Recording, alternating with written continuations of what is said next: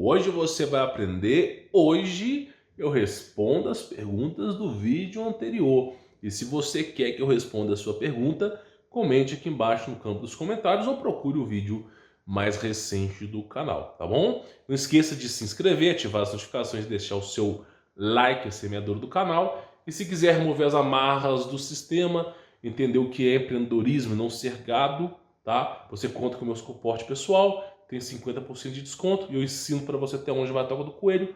Tem um link aí na descrição, tá bom? Bom, hoje eu vou responder algumas perguntas, não vou me limitar a só uma, porque algumas são perguntas simples, outras são perguntas complexas.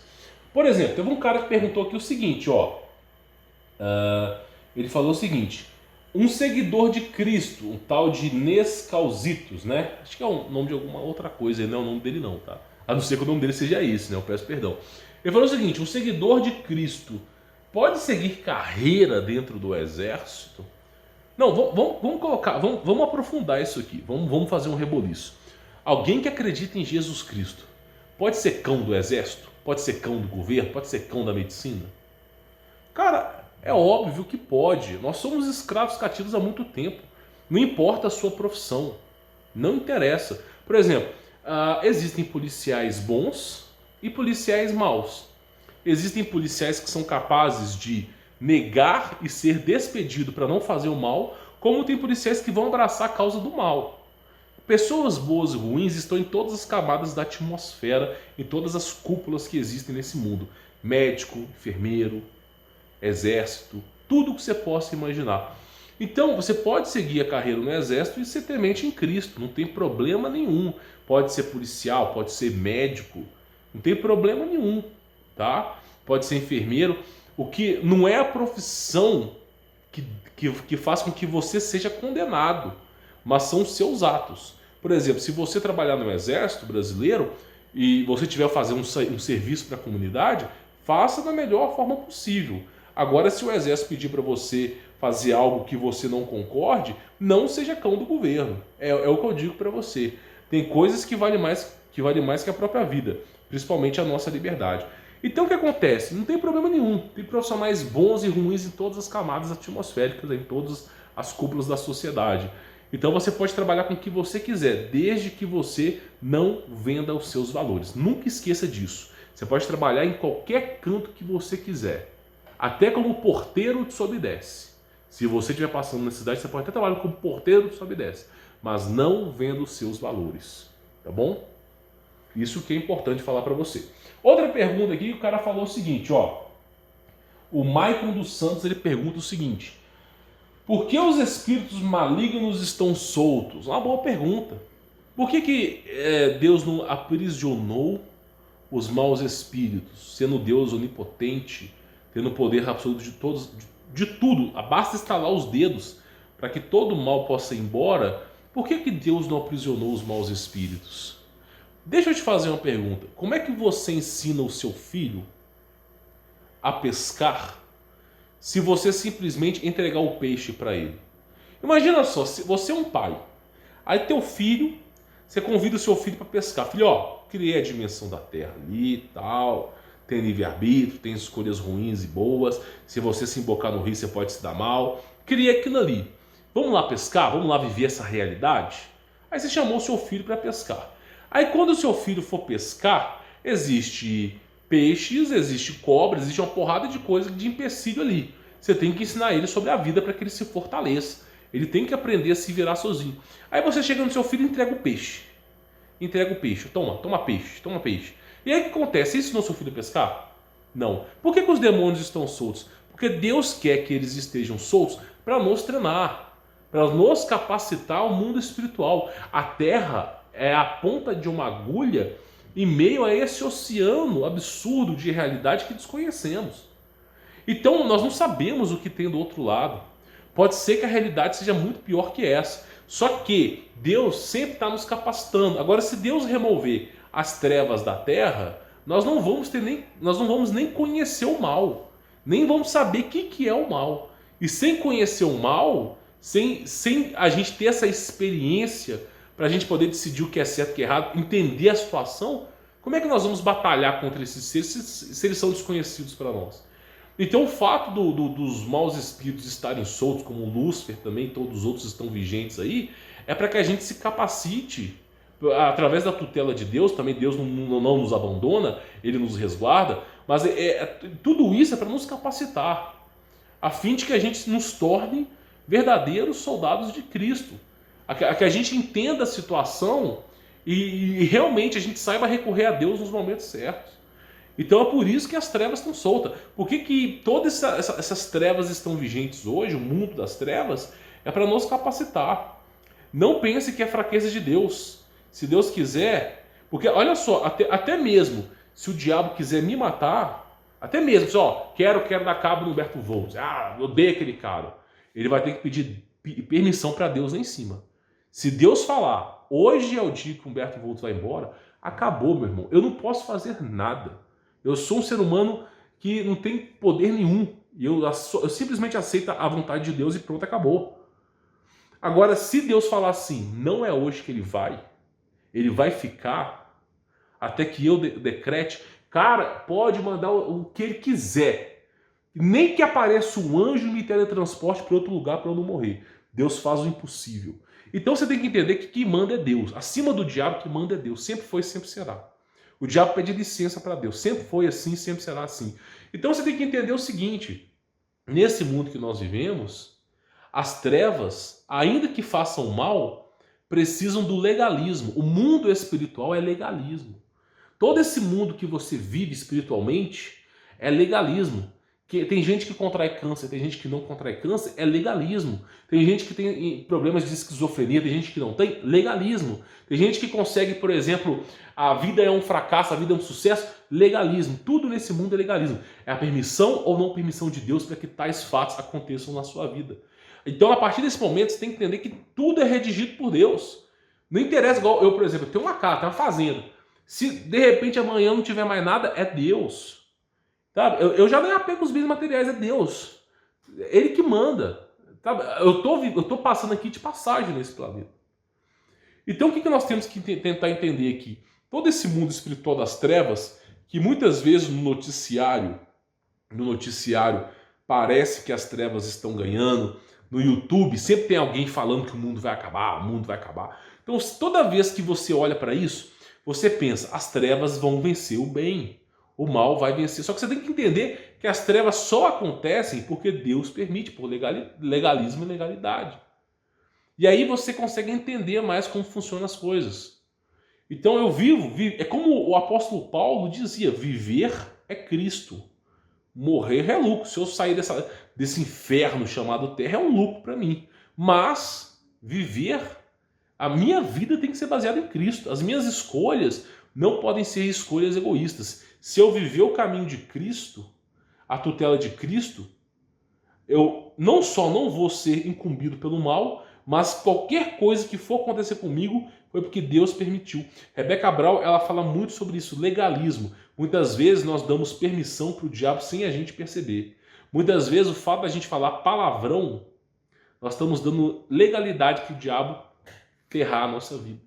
Então tudo nesse mundo é legalismo. E a gente tem que aprender. Nós temos que aprender a lidar com isso. Por exemplo, palavrão chama demônio. Simples assim. Chama. Isso aqui, eu já falei, não vai te condenar ao inferno, mas chama demônio. Então tudo isso traz as trevas para perto de você. Trazendo as trevas para perto de você, o adversário vai começar a fazer maracutaia. Para você sofrer acidente, cair de moto, cair de carro, sua esposa do nada querer terminar com você, seu marido querer terminar com você. Vai fazer, porque você está dando legalismo.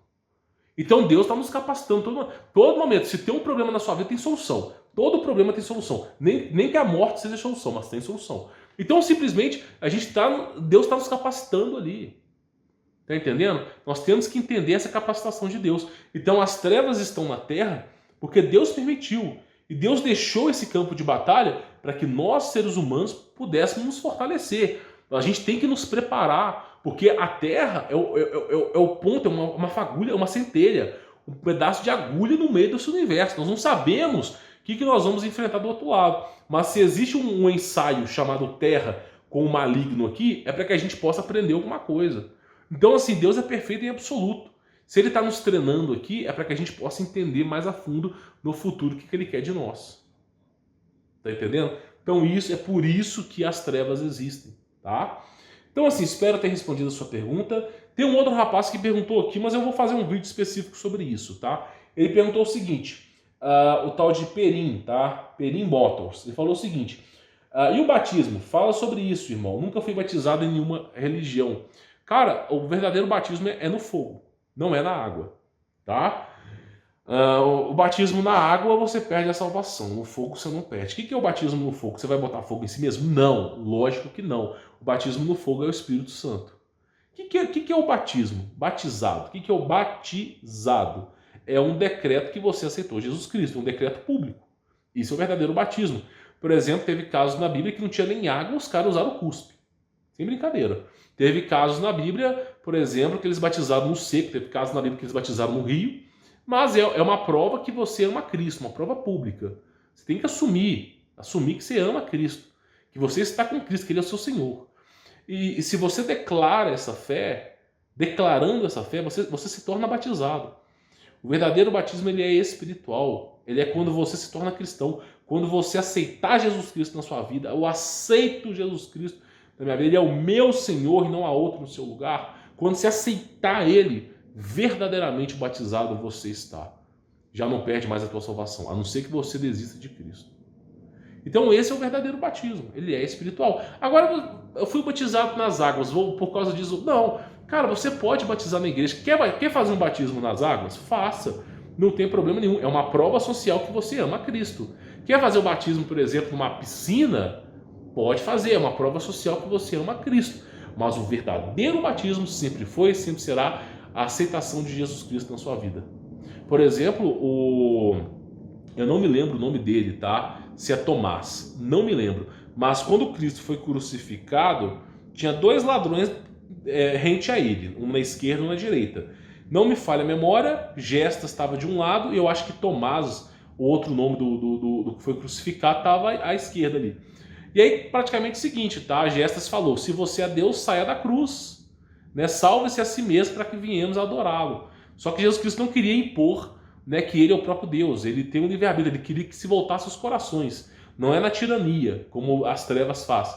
E aí simplesmente o outro lá que foi bandido a vida inteira, chegou para Cristo e falou assim, falou com Gestas, você não teme a Deus? Você não teme o temor? Nosso sofrimento é justo, mas ele não fez nada para que viesse a ser condenado. Aí naquele último suspiro ele falou, lembre-se de mim, Jesus, quando você voltar como rei. E Cristo mesmo diz, hoje mesmo estarás comigo no paraíso. Ele foi batizado? Aquele cara que era o ladrão, vamos lá, ele conseguiu fazer obra de caridade? Deu tempo dele fazer obra de caridade? Deu tempo? Não. Deu tempo, por exemplo, para ele ser batizado nas águas? Também não. Deu tempo para ele pedir perdão por todos os pecados? Ó, Deus, quando eu era criança eu chutei a cadeira da minha avó caiu. Deu tempo para ele pedir perdão por todos os pecados? Também não. A única coisa que deu tempo para ele, a única coisa, foi aceitar Jesus Cristo na sua vida.